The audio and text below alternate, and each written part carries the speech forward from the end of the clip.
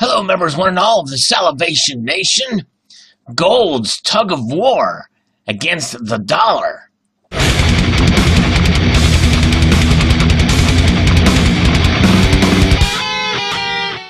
That's the subject of today's video, as we've seen published here on the last day of the month, February, that gold has suffered first monthly loss since October.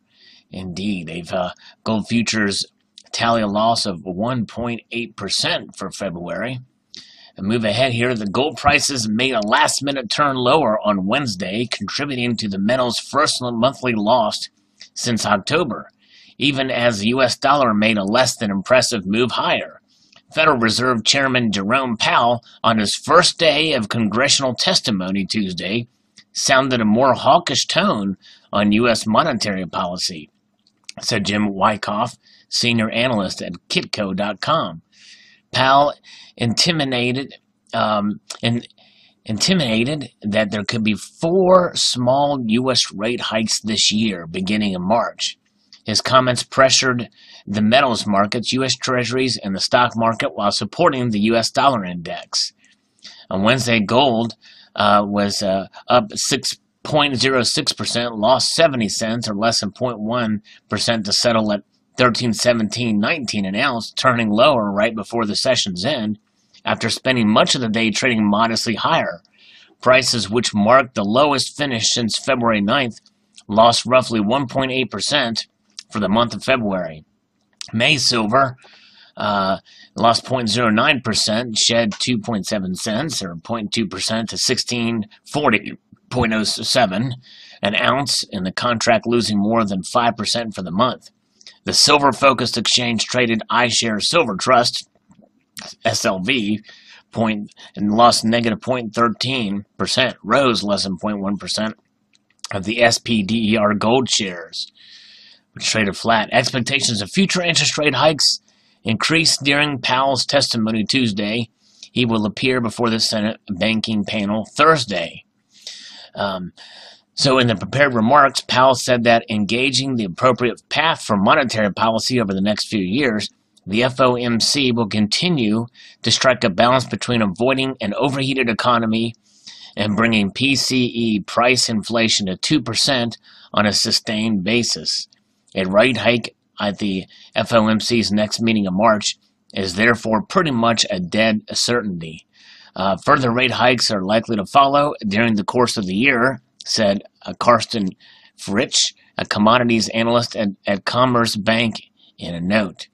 The dollar index, meanwhile, was up 0.2% to 90.569 on back of roughly 0.5% gain a day earlier. Precious metals, often pegged to dollars, tend to fall when the buck strengthens, because a falling dollar can make buying those assets cheaper for investors using weaker monetary units. Buying interest on the metals has been limited as U.S. dollar index hit a 3-week high overnight. And that's really the push and pull. That's the tug of war between the gold and the dollar. So while inflation worries could spur safe haven gold buying, rising interest rates would pressure the metal because bullion pays no interest. Expectations that there could be an additional rate hike helped push the 10-year yield closer to 3% last week. On Wednesday, the 10-year Treasury note slipped to 2.875% from 2.98% late Tuesday. In other metals, talking about copper, it fell as well to $3.13 per pound, and platinum is edged up just slightly to $98.10 an ounce. $988.10 an ounce. So very interesting. We're seeing that push and pull between the dollar index. And as the economy continues, as each week and every report that comes out, with a mention of the economy doing well, that's going to bode well for the dollar, which means that gold will suffer. And more than likely, oil prices will probably go down as well. It's not always the case that those run in tandem. Oil, gold, and the dollar moves in either direction for those.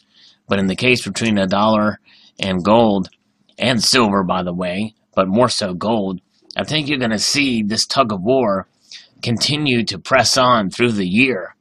And I think most people have kind of changed their outlook, or most analysts thinking that maybe the dollar or the gold may at least fall for at least part of the year into the spring and summer.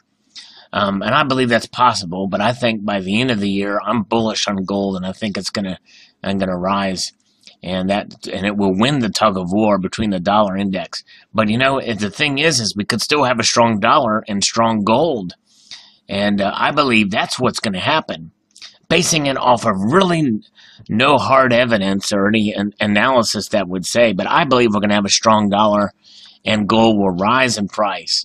It may not be by much, but I think that could set sort of a new standard for gold in its evaluation with the dollar by the end of the year. We'll see what happens by the end of the year, but that would be quite an interesting turn of events if we could see a steady rise in gold with a strong dollar. So post your thoughts below. I'd like to extend the multitude of gratitude to y'all for watching, and encourage you to please rate, comment, and subscribe.